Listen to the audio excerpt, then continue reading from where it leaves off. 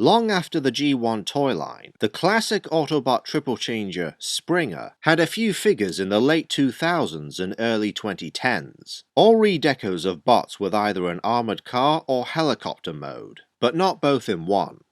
It wasn't until 2013 when the first modern triple changing Springer hit shelves as part of Generation's Thrilling 30. The figure is based on IDW comic artist Nick Roach's design featured in Last Stand of the Wreckers, though the first of the two alt modes, the armored car, diverges a bit by omitting the giant bumper and those twin thrusters, plus the tail fins are different. Incidentally, I see people position the fins as shown, but according to some official images, they should be like this. Either works. On its own, I like the design. It's one that generally looks like a robust ground vehicle. It's sizable, has bulky tires to withstand rough terrain. There's also plenty of molded details, such as at the rear, as well as what I'm guessing are miniguns within the doors. The color scheme is what truly identifies this as Springer. Based on the G1 Toys deco, the front is done in yellow, the cab and roof mostly in green, and the rest, barring several spots, in a medium grey, with some of the smaller details picked out in silver. While I don't mind the colours themselves, I take issue with the layout, as the yellow and green abruptly cut off, with the sides of the chassis being almost entirely grey. It just looks ugly to me. I get that it's tricky to plan a deco. After all, when the figure transforms and the parts shift around, so do the colours. And you gotta make sure no section of any mode is either too gaudy or drab, and that's not getting into accuracy to the source material. But this is one of those decos that clearly favours certain modes over others.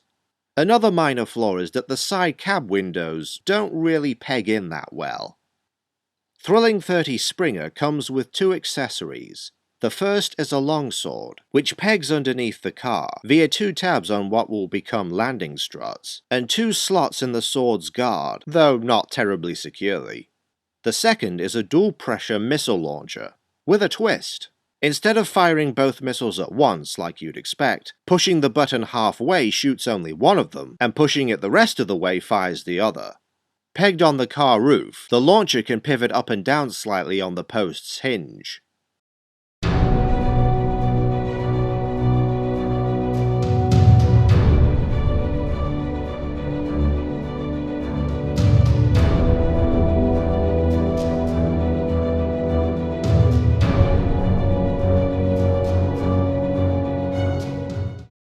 The helicopter mode is closer to IDW's design than the armoured car, barring some details such as, again, the missing twin thrusters.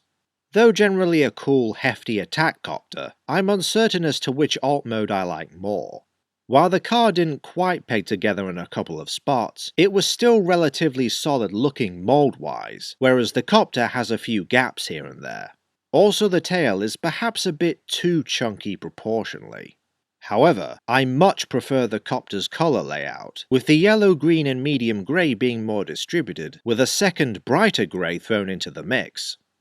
For the accessories, the sword properly transforms into the rotor, with the guard now acting as the blade grips, and while Springer now sports landing gear, though the wheels don't roll, the gun can clip underneath in place of the nose wheel, and it props him just fine.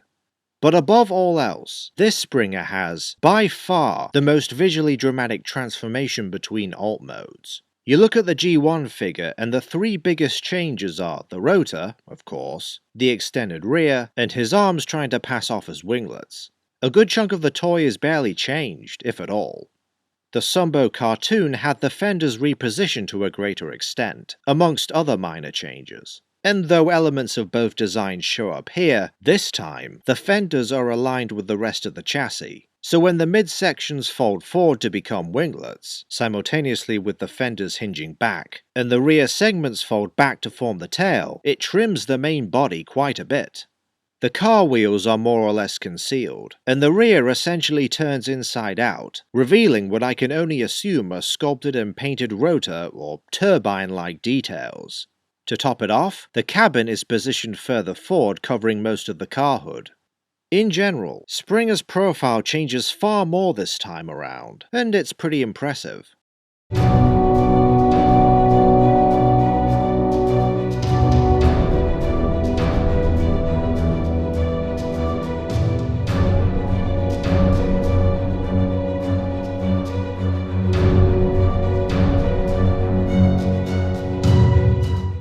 Not that he was inaccurate before, but Thrilling 30 Springer's robot mode is undeniably Nick Roach's design in physical plastic form.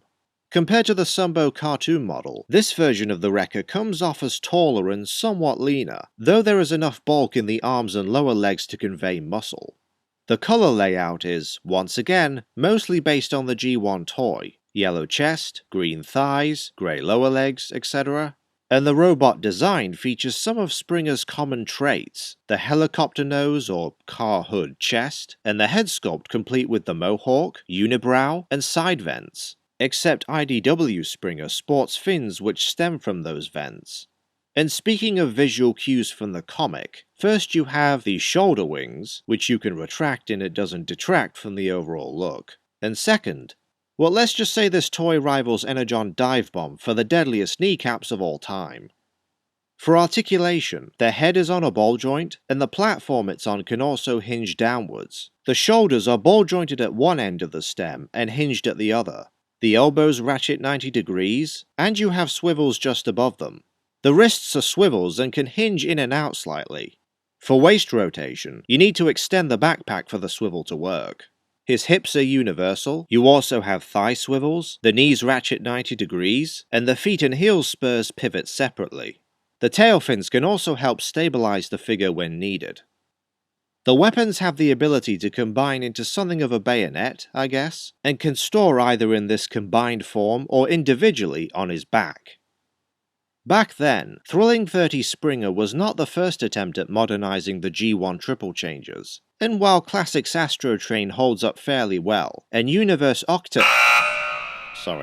Tankor was pretty hit and miss, this wily old buzzard blows them from the sky, or off the road/rails. Not only does this avoid the trap that Springer's original toy and cartoon designs fell into, but the alt modes are successful on their own with little compromise, and the robot is both highly articulated and looks like it stepped right out of the comic. Even the weapons are kinda cool. I'm still debating as to whether Springer or Rhinox is my favorite Thrilling 30 Voyager, but either way, he gets a gold, no question. I'd even recommend this Springer over the much more recent Siege release. But now you're probably wondering, what do I think of that toy? Or perhaps one of the retools of this figure, Sandstorm. And this is where I head off to two separate channels. For my thoughts on Siege Springer, check out my collab with fellow Transformers reviewer Mav Station, specifically Mav Reviews number 8.